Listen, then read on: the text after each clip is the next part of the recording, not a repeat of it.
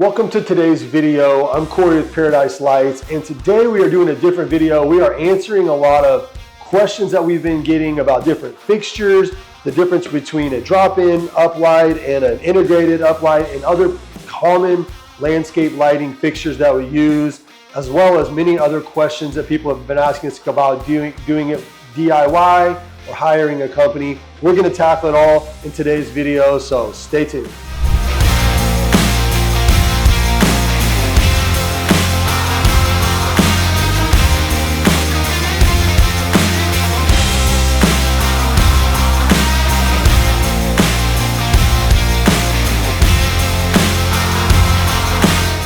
How do you choose the right landscape lighting for your property? This uplight is, there's basically two different types of fixtures on the market. You've got what's called a drop-in that gets a bulb like this, which is an MR16 bulb. These go in most all uplights.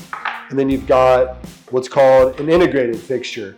And the biggest difference is that the integrated fixture, basically the best way I tell people is if something goes wrong with this and it stops working, the entire fixture is basically broken, needs to be replaced. With the drop-in, you've got, most of the time, if there is something that goes wrong, it's usually something with the bulb, which is easy to take in and out. The bulbs that we generally use are 500 lumens, 7 watt, 60 degree bulbs. So if you're looking for one, a 7 watt, 60 degree bulb, 500 lumens is what I say is the most common. The nice thing about that is it's very bright, still does a warm white or a cool white, but it gives you a beam spread, which is the 60 degree part. So on a narrow, really tall tree, you might want a more narrow beam, but on something like a palm tree or a big, tree with foliage, a lot of times you want to get this where you can cover more of the top of the tree. So they're very easy. They're very good with water. They have a spring in here that has a little thing that clamps in right here and snaps in there just like that. It's got these nice washers right here which keep it watertight. Pushes down on there, give it a little bit of a twist, and it's got an adjustable nozzle here where you can change the beam angle. Very easy to use. I don't have the stake with me, but there's also a stake that's 8-inch stake that you would push in the ground, and then you can adjust your angle, and it's really easy. I have another one here that's made by another manufacturer that's just a different look to kind of give you different, a little bit smaller, a little bit more sleek, a little more modern. Here in Florida, we get a lot of water issues. We get a lot of moisture. These lights are so durable. They hold up very well in the water and the moisture. Very rarely have any problems. And the same with this particular fixture. What's kind of neat about it is that you can turn it and see how it's adjusting. You can adjust the beam spread on the actual fixture itself. And then you've also got the wattage, so you can make it brighter, anywhere from I believe a 2 watt to a 60 watt. And so it's all kind of integrated. It also has a stake that you can use. But those are the main differences on an uplight, is drop-in versus integrated. All kind of different installers have different, reasons why they might choose one over the other. I would say if you're a DIY person, definitely go with the drop-in. A little bit easier to do. That's just my opinion. There's nothing wrong with an integrated fixture, but you want to make sure that you know your warranties. I have a manufacturer that I deal with, so I know a lot of times I can get a really good warranty, whereas if you're a DIYer, you might not. Where you can buy those lights. So if you're not in Florida or in the Naples area and you're looking to go, okay, where can I get these lights? You can always do an Amazon search. And again, I don't know what you'll come up with, but there'll probably be something. You can usually for sure go to most of your like a local landscape lighting store, potentially. I'm not going to name any because they ain't paying me to say it, but any local landscape lighting store. You can check with me. I can ship them out to you. We are going to be selling these as well, the ones that we install and we believe in. So let me know if you need that. But local landscape lighting store, you might be able to go to a local hardware store. Most of the time, you're not going to find something of this quality at like a Home Depot or a Lowe's. you're gonna probably find a cheap version of it. But that's where I would start, is a local landscape lighting store, potentially a landscape lighting store locally. You might be able to find something like that, or call yours truly and we'll get you taken care of. So the reason that I would say, going with a more professional grade light is because a lot of times they do come with better warranties. They are made better. I know you can't tell, but these have some significant weight to them. I mean, these are heavy duty. We've done our fair share of taking out jobs for customers that I've used cheap lights, and they're made of cheap aluminum. They look really good for about a month, and then they completely change color, they corrode. A lot of times we can't even get the lids off of them because they're so corroded to even maintenance them if you were going to. And a lot of times with Lowe's and Home Depot, you're gonna get solar lights, which, whether you buy the most expensive pair of solar lights that they have or the cheapest, they're gonna obviously have the same issue. If it's cloudy, they're probably not gonna work, or they're not gonna work. I've had many customers say they worked great for a month and then they didn't. So I would just recommend, rather, if you're gonna go and tackle this by yourself, that you go to a professional landscape lighting company or a professional irrigation or landscaping company, and see if they have these grade of lights. And that's what I would recommend. What are the costs associated without installation? So if you're kind of wondering what would, more of a professional grade light like this drop-in cost versus an integrated, you're probably going to be looking at somewhere, and this is just if you're doing this on your own. This is if you're not hiring a company like us that's going to be having to charge, you're going to need wire, you're going to need a transformer, you're going to need shovels, tools, we have insurance, a lot of other things added in, labor. But if you're going to do these yourself and you're just wondering, how much is this going to cost? For a drop-in uplight, you're probably going to be looking at something like around $100 to $120 per fixture. At Lowe's, Home Depot, I don't know. You're probably going to be getting some for like $30, $40. And again, in my opinion, you get what you pay for.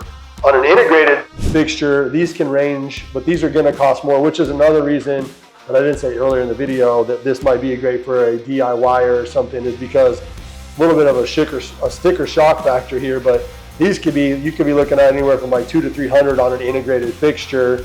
And then that's where you get into a lot of installers are going to have all these debates on these are going to last longer than these, and to all in which is the same. I guess they're all right in some ways, and there's definitely some different opinions on that. But again, for maintenance, DIYers, this is definitely going to be a lot easier for you to keep them working, and also be able to keep them maintenance, which is probably going to be a better fit for you than having to go back and buy a new fixture every time something goes wrong. And that's why I would say DIYers, and as an installer, we still install probably more of these than we do integrated, a lot of times due to just the cost, or if it's a small tree, in my opinion, you don't need one of these unless you want it or you like the look of it. But without getting too technical, that's what I would say is your factor for pricing. What are some creative ways to use landscape lighting for different outdoor spaces? So some other comments that we've gotten from some of our subscribers is asking us about path lights and why we would use them or where to use them. And I always tell people, one thing that's true about lighting is there's not really always right or wrong. It's more style. It's more, kind of what look.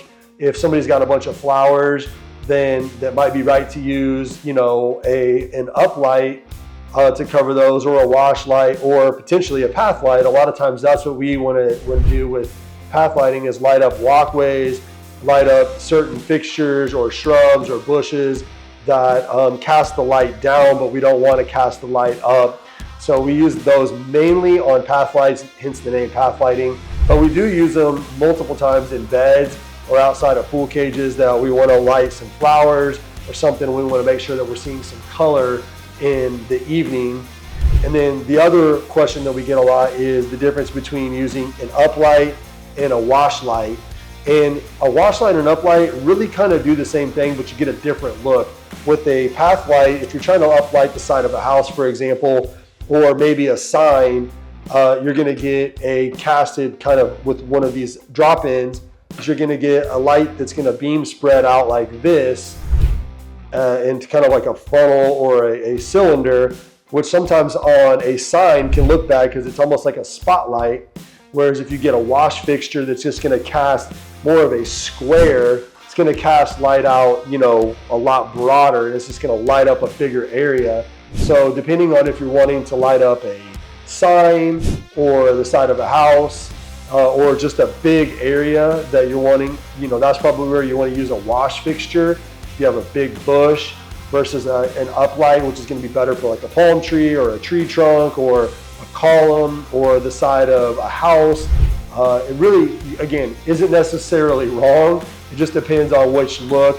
I've gone out and thought that a path light was going to be the right thing for a sign and ended up going back and switching it out for a path light, or excuse me, switching it out for a wash fixture because I didn't like the spotlight that it put on the sign, and a wash fixture ended up being the right fixture. So even the professionals make mistakes, but we always go back and take care of that. But that's the biggest difference between using a wash fixture and an uplight is just the beam spread for the most part.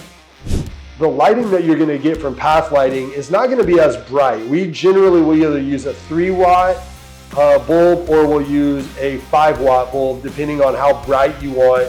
But because of the way that you're going to get the path light kind of with the triangular top, it's going to shoot light down in a circle, which was really nice about lighting up, whether you're wanting to light up bushes or you're wanting to light up, you know, a pathway. But it is going to be a little bit dimmer. They're not going to be as bright. They're not going to be as flashy, but you want that. A lot of times you're just wanting to create an area where you want to design them to walk. It kind of leads them through. Or again, if you're wanting to highlight something specific like bushes or a shrub or a flower or some type of plant, you're wanting to really highlight that. That's where it really casts kind of a spotlight down on those areas, and it can really highlight the areas that you're wanting to light up. Or if it's a pathway, we've staggered them sometimes down a walkway, or you can even line them up just on one side. It just kind of depends on your setup, but path lights are very versatile in that you can use them for multiple things. But those are the two main reasons that we would use them, is to light up a pathway or to highlight some particular plant or shrub that we're, you know, wanting to really make impactful.